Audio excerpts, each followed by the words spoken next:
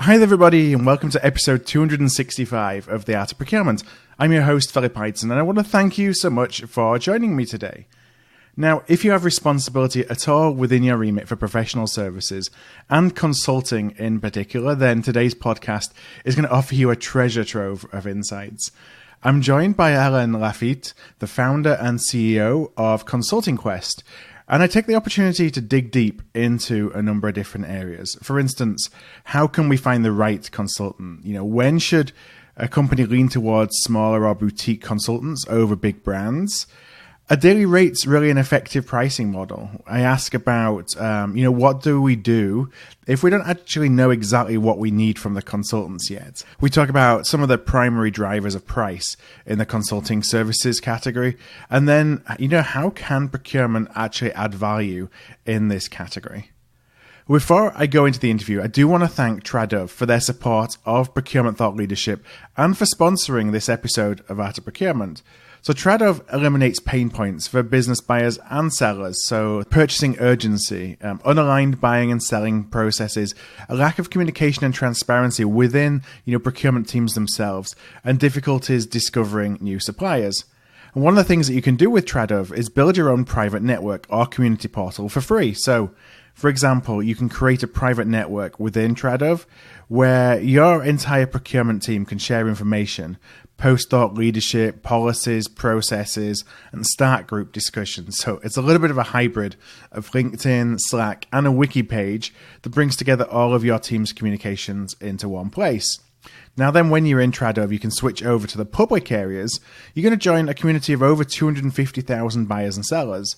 As a buyer, you can post your supply needs, and Tradov will notify the best suited sellers worldwide using their AI algorithms. So this gives buyers an opportunity to find new suppliers, receive multiple proposals, and really become better informed on the market dynamics of a product or service that they're buying. And finally, buyers and sellers then have the opportunity to transact via Tradov's B2B blockchain solution. So to join Tradov for free, whether to create a private network for you and your team, or to discover new suppliers for your next sourcing event, just go to artofprocurement.com/Tradov. That's artofprocurement.com/Tradov.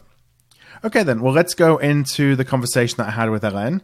And the first question that I asked was actually if she could give a little bit of background, and this is for context for the rest of the discussion, on what Consulting Quest is. So what we do is we help companies from A to Z in the sourcing process for consulting services, and also we know in a larger scale when they want to organize their consulting sourcing capabilities, they want to work on their best practices. This is also something that we do. Mm-hmm. So from a career perspective, how come you got involved in the procurement side of consulting in the first place?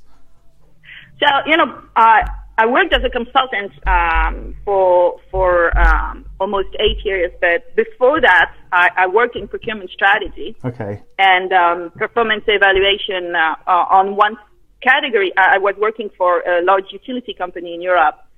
And so I'm pretty familiar with procurement side. Mm-hmm. And when I worked as a consultant, what I realized is that the consulting category was not really managed per se. And so kind of going from there with my experience as a procurement on the procurement side, and my conviction that everything could be measured that comes from my performance evaluation experience, make me think that we might be missing something in the way we handling consulting in large companies. And kind of going further, I started discussing with some executives, and I realized that not only is consulting not really managed, but it's not always utilized on the right project. Okay. I thought there's something here on what is consulting, how is it used, how should be used, so you should use consulting, and last one is how do you buy consulting in an efficient way. So when you look at the role that procurement plays, the role that procurement can play, I wonder if you could share a little bit about that maturity curve. What does best in class look like in terms of how a company should be buying consulting services versus What are you often seeing? Yeah, so I usually use an analogy for that. I say, it's just like in a rally where you have the pilot, he's driving the car, he's the one in charge, and that pilot is the budget owner, the business line, however you want to call them. Mm-hmm. And then next to him, there's the co-pilot. And that person knows how the road looks like, where are the potholes, how and when to take the turns. And that co-pilot, this is procurement. Yeah. And that's how it should be, in the sense that procurement is, it's the facilitator and the gatekeeper. Facilitator because they are the ones who know the market, they structure the process, they help on the scoping, help focus the effort, and they're the ones who get the right people to the table. Mm-hmm. And they're also gatekeepers because they are accountable for compliance to the processes. They are accountable for the quality of the sourcing outcome. And they also have to keep their eyes on the company's best interest. They make sure that they are clear deliverable, that the contract is good and that the price is reasonable. Yeah. I've not heard the analogy with the rally driver, but it makes complete sense. Like we're also taking care of all the things that the driver doesn't need to particularly know about, but making sure that it's all taken care of so they can focus on the things that are really the most important. Yeah. And so this is kind of the ideal situation where they really work hand to hand, and it's the relationship between the client, which is the business line, the procurement, and the consulting is working on the best. Mm-hmm. But this is kind of the best-in-class solution. Yeah. And where you see, collaboration, we heard a lot about, the shift between tactical sourcing to strategic sourcing, being invited to the C-suite table, being a business partner. This is what it is. And for the consulting category, it's even more essential than from other categories. When you can maybe find a workaround that for consulting there's no way around. You have to have that collaboration in order to be efficient, period. Yeah, and from procurement, I'm sure that a number of folks are listening, and I've had this experience too. Back in the day, I had responsibility for the consulting category, and you would always find, not always, that's unfair, you would often find that executives would go and identify their consultant, agree the deal, sometimes, over a round of golf, and then send the deal to procurement and basically say, okay, you need to sign the contract. And you're kind of left with not a lot of places to go. And that's probably more typical of how the consulting category is bought. So what are some of the things that a procurement professional can do to move towards that collaboration with their business executives versus really just being asked to make sure the contract is in place and make sure the consultant gets paid? This is something that I hear a lot. It's true, and a lot of procurement executives are asking me the same question. I think that there's a few things that you can do. First, I think that the key is to listen. Yeah. A lot of procurement executives are trying to push their processes and their structure to the executive before even really trying to understand what's the need and what's the context of the need. So what I would say is listen, understand what is important for your internal clients, what is not, and help them really define a scope that is clear on what's the outcome and not the means. When you do that, you're already bringing them value. I think this is the key to, getting in the game early is to show how much value you can bring them along the process. Yeah. So the second thing I would say is that you have to offer solid alternatives to their existing, pool of providers. Yeah. So the only way to do that is to know the category, to know the offerings, to understand the price structure, to know the trends, because that's the way you can impress them and bring them really excellent consulting firm that they can work with. And if they're impressed, then you're establishing your credibility. And they will ask you next time they're looking for someone or a new consulting firm. Mm-hmm. And, yeah. Sorry, please go ahead. And so the third one would be, and I know I say that all the time. I feel like I'm a broken record, but focus on value. Yeah. And I think that, of course, we, as procurement executive, we want to reach the target of savings, and we have that, objective for the group. But here, you have to provide the best outcome for them. This is your target. Yeah. And you're buying a solution. You're not buying a problem. You're not buying a good. You're not buying a chair or a table. Yeah. And if you do everything right, and if you handle a healthy, sourcing process, and savings and cost avoidance, they will come naturally. So you mentioned at the beginning, buying an outcome, not a need from a scope perspective. When you have that mindset, how does it change the scoping? Are you bringing in different variables that you may not otherwise have in a scope? Are you constructing the scope in a different way? What does that typically look like? I think that working on the scope is really an essential part of the sourcing process for consulting. And indeed, what is important is to listen to the executive, understand what's the problem, go back to what's the problem. What problem are you trying to solve?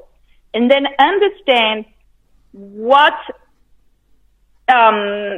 outcome they're expecting. Yeah. And with that, build an RFP that is at the same time a very, very tight on exactly what we need and not more, but also open to approaches and suggestions from the consulting firm. I think that one of the mistakes a lot of people do when they're scoping is to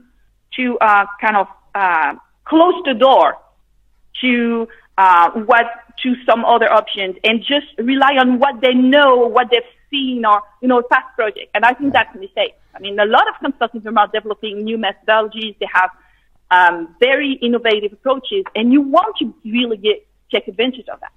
Yeah, it's interesting you say that, because I've seen that on both sides of the table now. Having bought consulting, as I mentioned before, but now providing consulting too, is you're often pushed by a buyer to list out your entire methodology of how you're going to do what it is, the outcome that you're going to deliver. And sometimes part of why they are hiring you is because they want you to adapt that methodology based on their culture as you go along. And so it's very difficult to say, okay, I'm going to take step 1, step 2, step 3, and step 4, because a lot of it is determinant on what you find in step 1. And it can kind of constrain your ability to have an impact for them when you have to be really prescriptive in an SOW, I find, in a contract when you're doing consulting, because part of what you're bringing is that flexibility to be able to adapt what you know based on what their environment is. Yeah, I think that it's interesting to really at the same time you have to open your RFP again. You have to open and really listen to what the consultants can propose and the approaches that they can make. And you can absolutely decide after, when you have a proposal, you can decide indeed I want to do step 2, 3, and 4 and not step 1. Yeah. And it's also the job of the consultant to explain why step 1 is so important, if they think it's essential or it's not. But at the same time, I think that the only way to really get the most out of the discussion is to have the right people at the table. Mm-hmm. And at some point, there is the person who will buy the project, which is the budget owner or the business line, and you have procurement who are here just again as a gatekeeper to make sure that they're not going, it's not going on the wrong tracks, and we're still keeping, the best interest, etc. And then you can have other people around the table that are here that can help making sure that you get the best towards the outcome, the solution, which is, again, you're not buying company A. You're buying a solution to a problem that you have. Mm-hmm. And so at some point, engaging in a discussion with a consultant and challenging the proposal on the content, on the organization, on the phasing. This is part of the process. And you have to be comfortable enough with that in order to really get the best outcome. Right. Now, I want to talk a little bit about finding the right consultant. And you talked about, one of the ways of procurement bringing value is to offer some solid alternatives to perhaps what a stakeholder might be assuming that they're going into when they have a problem that they want to be solved. The first actual question I have related to that is actually challenging whether you need to buy an external consultant at all. Is that a role for procurement to essentially try and at least spur a discussion on a make versus buy versus just assuming that you need some external help? Yeah, that's an excellent question, and I think that make or buy is so underused for the consulting category. And there's many companies have internal consultants and they don't always call them that, but they can call them, excellence center, improvement group, expertise, process owners, you name it. But there are many internal resources that can be available for consulting work. And I think that all the companies should have a make or buy framework for the consulting. And that make or buy framework should start not by make or buy, but, do the project or not. Yeah. It's kind of linked to demand management. Is that project strategic? Is it aligned with the, our overall strategy? Will it help us accelerate our strategy? And this is kind of the first question that you need to ask yourself, okay, should I make that project? Mm-hmm. And that procurement has indeed a role in that, in making sure that the executives ask themselves that question. That's the first kind of step. And then there's another step, which is, okay, the project is strategic. We want to go. Can we externalize it? Can we work with external consultants? Does it make sense? And when you're asking yourself the question, you have to understand that when you work with external consultants, you need to have a process have a project that has boundaries. And when I say boundaries, it means that it's clearly defined and independent. So it means having clear deliverables, having a clear deadline, no interdependencies, no waiting for another group to do something different. You have to have, making sure that they can do the work without waiting for someone else. And then you have to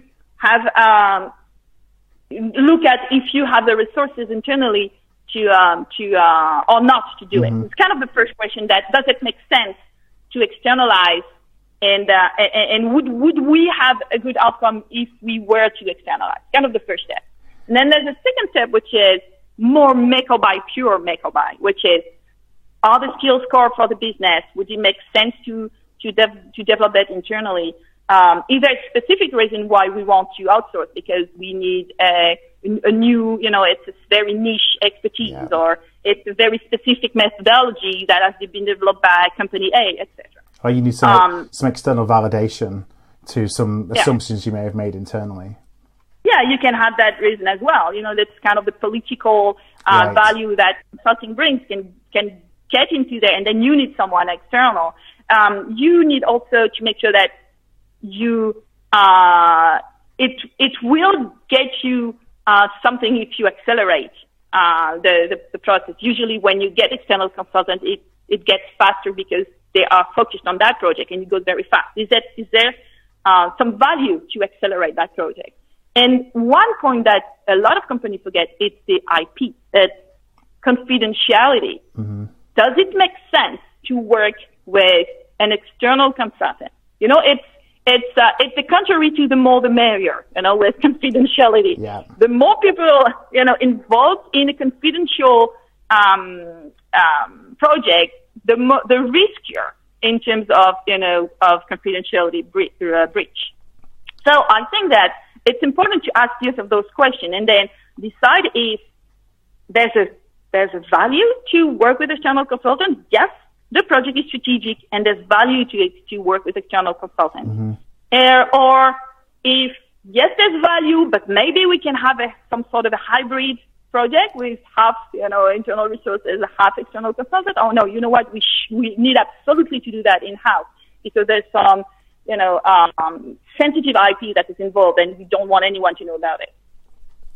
So assuming that you've made the decision that you want to go external, you want to bring in an external consultant, are there things that would determine whether you should be looking to bring a large consultant to the table versus a small consultant to the table? You may have a stakeholder who's identified one of the big four that they want to bring in, or an expensive strategy house.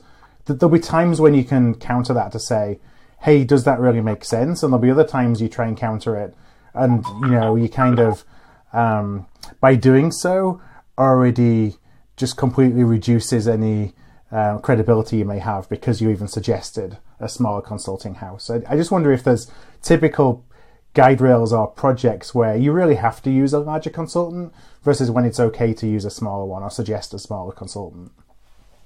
Yeah, absolutely. There is.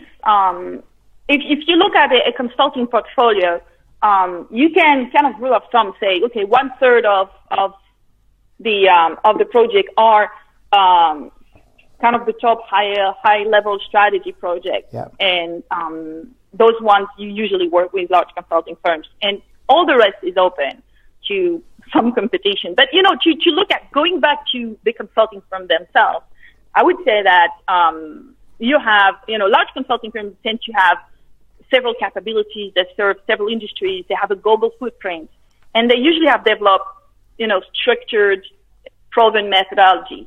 And so the type of project where they're really good are large transformation projects, PMI, project where you have a global footprint and you want all the different entities to work together at the same pace, and project where you have a broad exposure.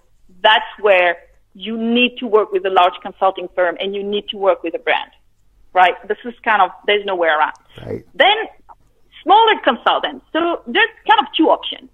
First option is it's a thought leader, someone who wrote, a book. For instance, you can think about, the person who wrote the 90 Days book.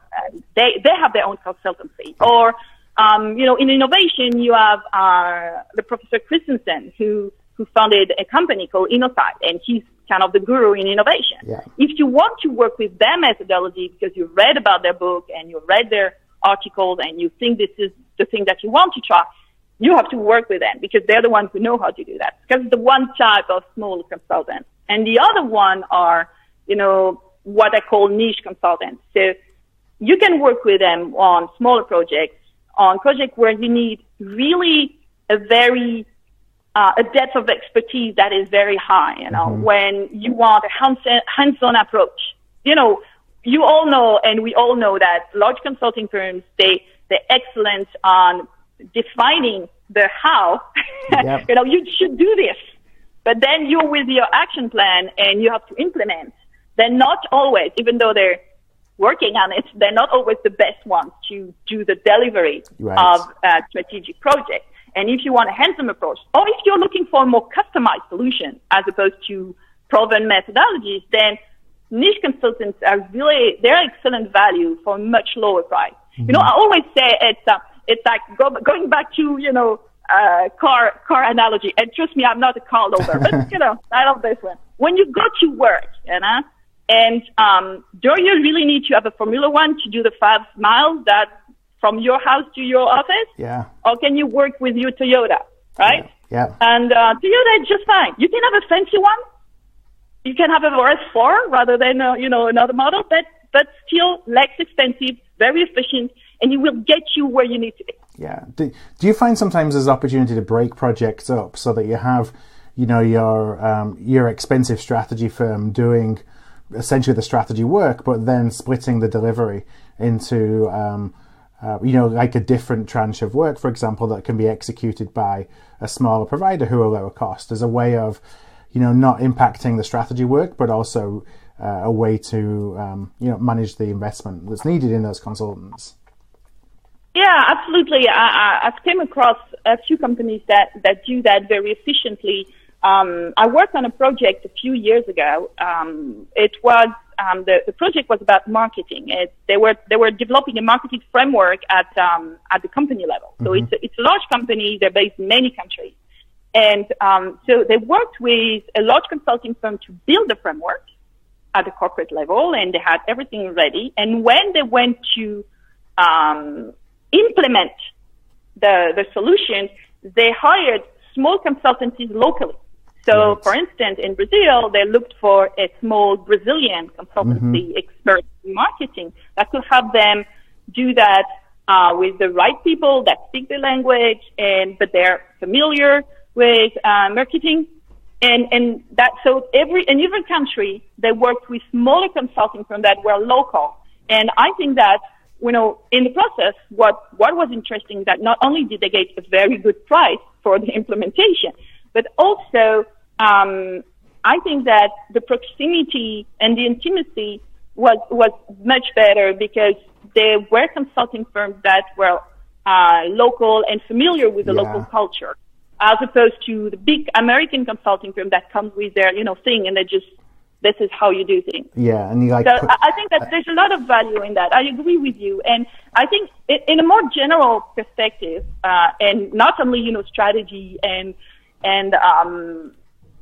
delivery of the strategy, I think that when you have a project that is kind of massive to start with, because it's a huge objective for you, I think that what is important is always look at it as a sum of projects and never commit to a very large project to start with. Yeah. I think that phasing a project, identifying, steps in the project, and always challenging the consulting firm to keep them on their toes, making sure that they deliver the best at each step of the process is kind of consulting sourcing 101. Yeah. Right? Yeah. And so what I always recommend is, for instance, when you usually projects start with a diagnosis and then implementation. And if you look at a cost-cutting project, procurement efficiency project, that's how you do that. I usually recommend to start with a diagnosis and commit to that phase one, get an estimation for phase two, and then when phase one is over and you have the results, decide if you want to go for phase two or not. If you want to do that yourself, if you want to work with them, or if you want to work with someone else. Yeah. We even, within the consulting that we do, we insist that all projects look like that, even on the provider side, because, we can do a diagnosis and the delivery, it may be best suited to somebody else. I'd rather tell, our client that, hey, we think that there's somebody better suited because of the, specifics of this project to do, let's say, work stream 1 versus work stream 2 versus work stream 3, then sign up at the beginning and say, we'll do all the diagnosis and then we'll do all the execution, because, I want them to have the best experience possible, but also I don't want there to be any kind of perception that you're just going to find areas to diagnose as problems, because, you're going to get the opportunity to deliver, a phase 2 later. And it's one of the things that, from when you're buying consulting, you got to be really careful of, because some of the providers out there will obviously, they see that phase 1 as just the way to get in the door, and phase 2 is where they think that's where they're going to take their opportunity to make their money. Yeah, it's interesting that you say that, and because when we work on performance evaluation of consulting firm after a project, so you go under a project and then you need to evaluate how well they did and share that feedback with them, consultants, but also internally, to make sure that you always know exactly what, consultants, how good they are and what impact they got on you. And as part of the evaluation, we added exactly what you said, which is how do they balance between, the commercial part and the delivery part. Yeah. And I think it's kind of essential in the relationship that you have with, consulting firm as part of the trust that you need to establish, is that, I think that, and it goes to both sides, consultants need to understand that,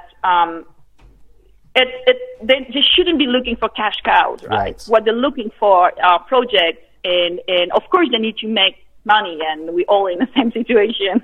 but at some point, they can only build the trust if they're transparent on that side. It's saying, which is, yes, I want to get the next project, but I will do my best on the first one, and then we can decide on the following part. But on the same, if you look at procurement side and executive side, I think they also need to understand that brain picking on consultants and getting them to come to you, explain what they want to do, take the ideas and then implement them yourself without them, it's also pervading the relationship. And I think it's kind of both sides have to really play the game and be transparent and truthful, I'd say, so you can really build a good relationship. Yeah, trust is so important, so easily damaged in these, because as a buyer you can sometimes seek to maximize, you know, the information that you get from a consultant in a very early diagnostic, where that diagnostic may only have been priced as a way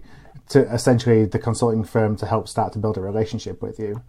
And if you start to do that, then they're going to be really reticent about how much information and advice they give during that diagnostic, because they don't want to be taken advantage of either.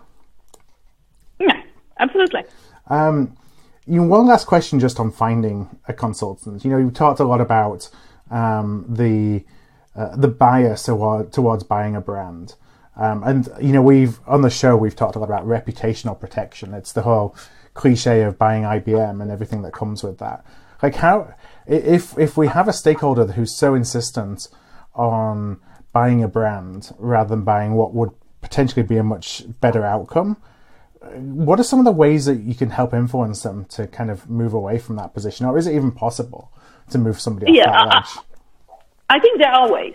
And it doesn't, of course, it's not an overnight success, I'm sure. Yeah. But I think that there's, I think, kind of two main areas where you can really, you can kind of start to change things. The first one is to work on making sure you always have a healthy competition when you have a project. Yeah. Whether you want to work with a brand or not, doesn't matter.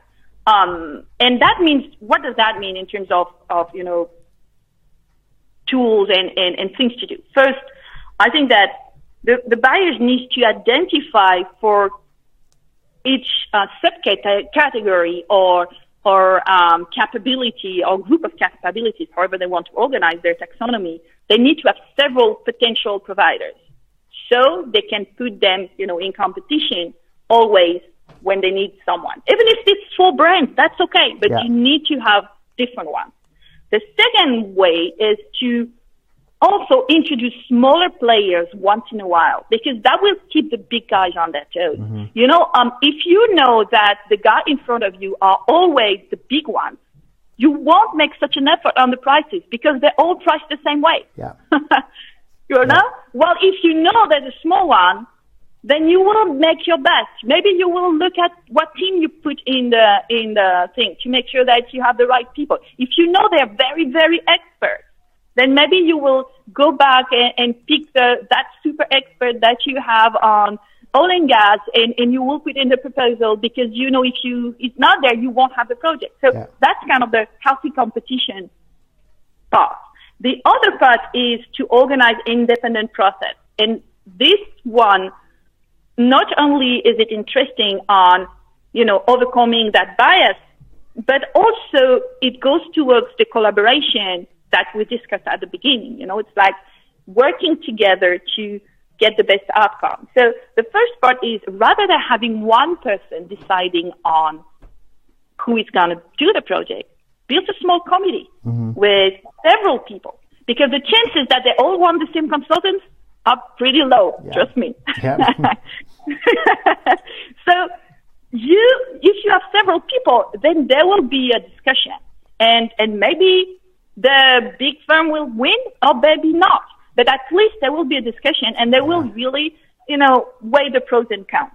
The second thing is have a very clear RFP that really explains what are the expected, you know, deliverables. Why is that? Because if you have a very vague RFP and it's not clear on, you know, what you expect and how you do the delivery, that will favor the consultant that have a lot of intimacy. Mm-hmm. They will favor those who know you, or who know the people who wrote the RFP, because they talked to him on the phone. Yeah. What you want, if you have a clear RFP, you can invite new people to the table. That will be relevant. And they will just go, and people will say, you know what? I didn't know them, but I like their approach. Yeah. And that's the only way to do that. And the last part is you have to define a way to objectively analyze the proposal in a way that is not based on, oh, I like that guy, but more, what is it that I'm looking for? Yeah. What are the things that I want? Did the consultant understand what I wanted? Is he able to tackle the issues? And then do I want to work with him? And this, if you're able to do that, then you have all the keys to get the best, whether it's that company or another, but at least you get the best outcome. Yeah. I want to just touch briefly on, the clear deliverables that you want, you talked about it before at the beginning about having a clear scope of work. If you don't have that, then you'll end up negotiating basically an SOW around what you want, because you're kind of making up what you want as you go. And I've again seen that on both sides of the table too, where you kind of, as a buyer, you kind of have an idea of what you want, you kind of have an idea of what the outcome is, but it's not set in stone. And so it's really, really hard for your service provider to write an SOW or to respond to an RFP against something that you're not quite sure what you want. And you'll end up going backwards and forwards and backwards and forwards and taking so much time on trying to figure that out during the contracting process rather than the proposal process. And, that can create a lot of heartache, because you can have a provider who then feels like, well, I'm kind of pushed into giving the same price that I agreed to during a quoting exercise when the scope has significantly changed. Or on the flip side, you make yourself vulnerable because the price now is 2x what it was before, and you never budgeted that when you got approval to move ahead to contracting. Yeah, I think that what is really terrible when you work with a consultant is to change most of the scope of work after you have decided on the consultant. Mm-hmm. And for many reasons, and I think both are losing on the losing end. What is important, and I think, again, let's go back to, I'm so that all the time, everything you need at the end is what outcome and what value are you expecting. Yeah.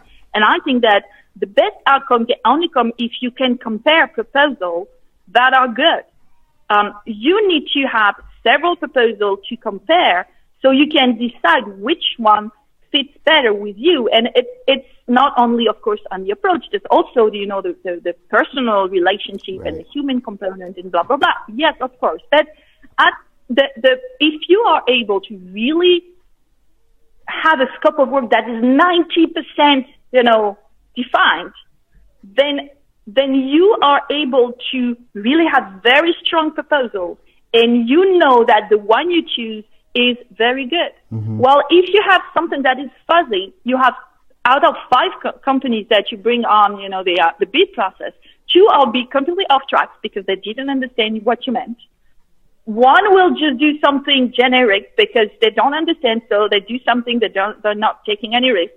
And then you have only 2 proposals out of 5, which is not a good, right, a good result. Yeah. So I think that really scoping the work and understanding what is it that the client needs really, and sometimes what they express is not what they really need. And again, listening to the executive and be in a role of facilitator to get them to explain what problem they try to solve and what deadlines or milestones they have. This is what kind of should be the structure of your RFP. Mm-hmm. And then the deliverable, of course, I'm not saying that the deliverable has to be defined completely.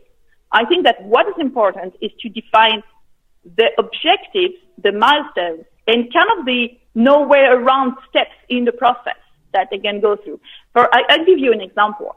I worked on an RFP with a company that is in the oil and gas industry, and they wanted to assess the potential of an investment. Yeah. And they had kind of a diagnosis phase, and then they have a implementation phase. But within the diagnosis phase, there was a milestone which was a presentation to the CEO, and there was a date already set, and there was a presentation to do. And so as part of the RFP, we included in the diagnosis phase and a deliverable, which was presentation to the CEO. Yeah. And that was the content, and also helping the executive to be prepared, help them repeat and make sure that they could express the things. This is typically the kind of thing that you need to listen to and include. What you can't say is exactly all the details of what you want in the presentation, because this would kind of constrict, unless it's what you asked for, but you have to leave some room to propose propositions and to value that they can bring to the process. That's why, I'm always saying that, but scoping is kind of the key in consulting, but it's also probably the most difficult exercise in the process. Yeah, you don't want it to be too vague that just gives too much license, but you don't want it to be too restrictive that takes away the creativity of each one of the consultants. Yeah, and there's a way, when you are not sure about your RFP and you are not sure about, exactly what you want to do, what I suggest often is to go through an RFI process. So you go first as, you say, hey, this is what I want to do. So your RFI is vague, of course, and you say, this is what I want to do. And then you start discussing with companies on what they would suggest and how they would approach things. That process is interesting because it helps you really shape, the scope of work, and at the end you can enter a formal RFP process. I would say it's interesting if you don't do it too often, and you include the people. You include in the RFP process the people that brought you value in the RFI process. Right. If not, we go back to the brain picking thing, and people will just consultants will just stop talking to you. Yeah. Then you just end up with the most expensive brands that you have relationships with already, or your executives have relationships with already, and as a procurement organization, you can't really influence any of the sourcing decisions that are made. Yeah. I know that it's coming up on time to wrap up. I have one other kind of line of questioning I just wanted to touch on, and that's around price. Price in consulting can seem to be a little bit of a black box to procurement sometimes. What influences price in management consulting? So there's a few things that will influence price, but I think that going back to the basics, consultants are selling their time. Yeah. So what you pay is their time and their experience. So when you kind of got that, then you can see that price will be influenced by the type of consulting that you'll be doing. A strategic consultant will not charge the same price than an operational consultant. Usually strategy is more around, and again, it's kind of give you a sense of a range, but you have charging between 3,000, 6,000 a day, depending on the seniority. A senior partner can go up to 10,000 in big companies, and more. And smaller companies, you can find, 3,000, 2,000. That's kind of, ballpark, that's 3,000 to 6,000. While operation is more onto the 1,000 to 3,000, range. So you'll see that working with a strategy consultant for operations, it does not really make sense on a price standpoint. But that type of consulting influences the price. The industry you're in influences the price. You won't pay the same thing in chemicals than in banking. Obviously, banking is more expensive than chemicals, but this is something that you need to take into account. The seniority of the people that are on the team of the consultants, and of course, obviously the scope and the timeline. Scope, because it's what makes the time, that the consultant will spend on the project, and timeline, because if you are on a very tight schedule, it's going to be more expensive. Yeah. Obviously, then if you have more time, because you can play some other things. So this is kind of the thing that will influence the price. And then there are other things that can influence the price. One thing is when you're looking for very specific skill. And there are not many, consultants out there that do that. Yeah. If you don't have alternatives, then you know that you're probably going to pay a premium. The other thing is if you're in a hurry, again, if your timeline is really short, you probably will have a premium. And there's also a seasonality. I know that not a lot of people play with that, but usually the beginning of the year is more busy than the end of the year for consultants. Right. And if you start your project January 10th, you'll probably pay more than if you do that November 10th. Yeah. Yeah. That's part of the game. So, and the last part is if you don't want to challenge your incumbents, you might pay a premium. And I'm not talking large consulting firm. I'm saying incumbents, whatever size they are. When you don't put competitions, you taking the risk that you're gonna have a higher. They know they're comfortable. They're not going to get challenged on their price. Yeah, but there are ways to kind of work on the cost without affecting the scope of your project. And there's a few things that you can look into a proposal. And I know that people know about the most common, which is travel. Yeah. Yeah, right. I think that a lot of companies are trying to work on that and imposing, a cap on the travel expenses. Some of them also ask for an inclusive price that includes travel. Yeah, I think this is really relevant. Additional 20% for travel costs or something. 20, you're nice. It can be up to 30, trust me, I've seen things. There's also something that is very often hidden in the very little lines. It's some sort of SG&A fees.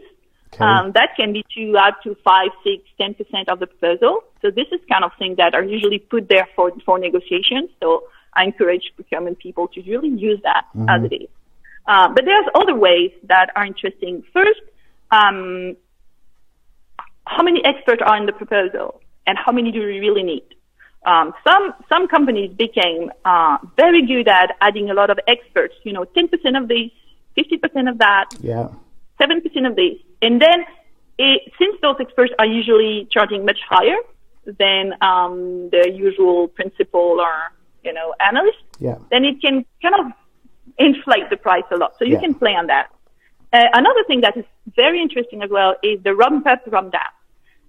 And that means that usually all consultants are not on the project day one, right? So you may need them on the beginning, on halfway in the first deliverable, or maybe we just need them at the very end of the project. So make sure that that you have kind of the right people at the right time can help kind of decrease, a little bit the price. And then there are other options. Again, we discussed about the phasing. Phasing the project can be a very good way to make sure that you keep, the price under control. Play with seasonality. If you're not in a hurry, wait until they have no project, and trust me, they will give a very good price. Yeah.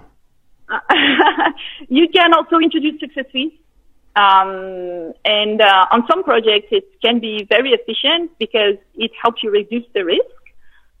You reduce the upfront fees and you align the goals with them. So it also can be a very good way to work on that. But I think that, all of this is very interesting. And of course you need to understand how price works. But at the end of the day, how much pressure you put on price will depend on what value the project will bring you. Yeah. What is super important, and you look at kind of different type of projects, but if you look at a strategic project, very high level strategy project, then the value is enormous. But the time you take to launch the project can make you lose a lot sometimes it takes you 2 months or 3 months because you're negotiating and you're losing that time. Sometimes you'd better just, go for it. Yeah. Because you'll be reimbursed tenfold with the outcome. Yeah. But some other projects that are more operational or, that are more, for instance, purchasing, excellence type of projects. Here, the value is less obvious. And then here you need to focus a little bit more on, the price and so on. But I think that at the very end, you have to really look at what value you're looking for. Yeah. And that's kind of, again, the focus. Yeah, where the ROI is. If it's high ROI, don't worry so much on the price. If it's low ROI, you might want to negotiate the price a little bit more aggressively so that your ROI becomes a bit higher. Absolutely. One final question. I'd just love your opinion on kind of the commercial model when you think about time and material versus fixed cost or milestone-based payments. I think that we, as a consulting provider, get requests for both of those, and we have our own bias. But I would love to get your perspective on what you typically see. So I think that most projects can be done with a flat fee or a mix between flat fee and success fee. Yeah. I think that there is a lot of and again, if you have a very clear RFP and you have clear deliverables, then you can define, because this is what I want, and I want the consulting firm to commit to the results, not to the time that we'll spend on the project. Anyway, this is what you want. You want them to commit to the results. Whether it takes more or less doesn't matter. This is what you want. So kind of flat fee usually is a very good option. Mm-hmm. Two things though. First, it is not because you have a flat fee that you don't want to know how they structure their price. And I always say that it's important to understand how they have organized and structured their price, the team composition, how much those people cost, because this is how you will understand how you can negotiate. Yeah. And also how, if you want an extension or if you adding some part of the scope at some point on the way, you will have to kind of a basis for negotiation. Of course, you always keep in mind the value, but it's important to understand how it works. It's kind of basic, procurement knowledge to know how the price is structured. So this is important to, even if you have a flat fee, to ask the consultant to include in the proposal how they have organized their pricing. Yeah, so at least you understand it. Yeah, there are some other projects where you can go for other type of fee structure. The daily rate is interesting when you have a project that is not well defined. You remember we discussed about when you're not sure, you work with an RFI and etc. You may, in some cases, decide to work with a consultant in particular because this is the one you want to work with, but you don't want him to work for nothing. So you can go for a daily fee type of fee structure. But what I recommend in that case is to always have a hard cap. Say like, I commit to X, and I want to be informed when we reach the target, and then we decide if we go further or not. I've seen, and it's not a joke, I've seen one of my clients going for soft targets, and I told him, don't do that. That's going to be terrible. Yeah. He did it nonetheless, and guess what? It was terrible. Yeah. And I think that the result is catastrophic for both, because on one side there's a consultant that is frustrated because he did some work that is challenged now, and on the other side the client that feels trapped because it's way too much for his right. They're taken advantage of, or they didn't get what they were expecting, or whatever it may be. Yeah. So I think that working on daily rates is not necessarily a problem if you're very clear on what are the kind of the limits to what you want to do in terms of budget, in terms of timing and so on. So that's an interesting way. And then there are others, fee structures that are interesting that can be performance-based fees or bonus. So which are in fact based on how much results the project can bring you. Very often used on procurement projects, for instance, because it's based on savings. There are rarely a full performance fee structure. Usually, it's a mix between a flat fee and performance fees. Yeah. And I have an anecdote about that. I'm sure you'll like it. It's when I was working with a big company, and we were working on a procurement project, and we had a few companies that were meeting prices, and I suggested to add a performance-based fee on the project, and so two of the consultants offered a very interesting flat fee, and then based on how much savings there would be and percentage of the saving and so on. And then there was a large consulting firm there that said, "Oh, you want a performance-based bonus? Great! So the price is the same, and if we do good, you pay us more." Here's a bonus. Yeah. Okay. They didn't get the project. Yeah. Bonus and penalty that only works in one way. So that's kind of the three different. Then there are others. There are other fee structure. For instance, there's an equity-based fee that some startups are using. When they need the consultant and they don't have the cash up front to pay them, they can say, "You know what? I'm giving you X% of my equity to pay for it." There's many ways to do so, but the most common is obviously the flat fee. Yeah. Well, Hélène, I really want to thank you so much for sharing all the advice that you have done on the consulting category. There's a lot, I think, for listeners to dig into if they are buying professional services of any sort, because I think a lot of this really rolls over regardless of professional services, whether it's consulting or others. So I want to thank you so much for your time. And just a last question, if listeners would like to connect with you, or if they'd like to learn a little bit more about Consulting Quest, where would be the best place for them to go and do that? So they can go on our website, consultingquest.com, where we have a lot of, we explain what we do, and there's a link to our blog that has a lot of articles, about how to buy consulting. And the other way is to connect with me on LinkedIn. Yeah. I'm very, very active on LinkedIn. So if you want to have questions, I love to discuss, even if it's challenging. And so just can connect with me on LinkedIn. I'll be happy to answer the questions. Okay, perfect. Well, what I'll do is I will include links to the Consulting Quest website and to your LinkedIn profile on our show notes page today. And listeners can find that just by going to Art of Procurement. You'll find a search button, type in consulting, and this episode will come up. So just head over to the website, artofprocurement.com, search for consulting, and you will find this episode. So one last time, Hélène, I want to just thank you so much for joining me. All right, thank you. Thank you so much. Okay, thank you. Hi there, I want to thank you for tuning in to today's podcast. You can check out all of our back catalogue at artofprocurement.com/podcast, where you can also subscribe to our newsletter to make sure that you never miss an episode. And if you found value in today's show, I'd love if you would tell a peer, or perhaps go and rate and review by going to artofprocurement.com/review.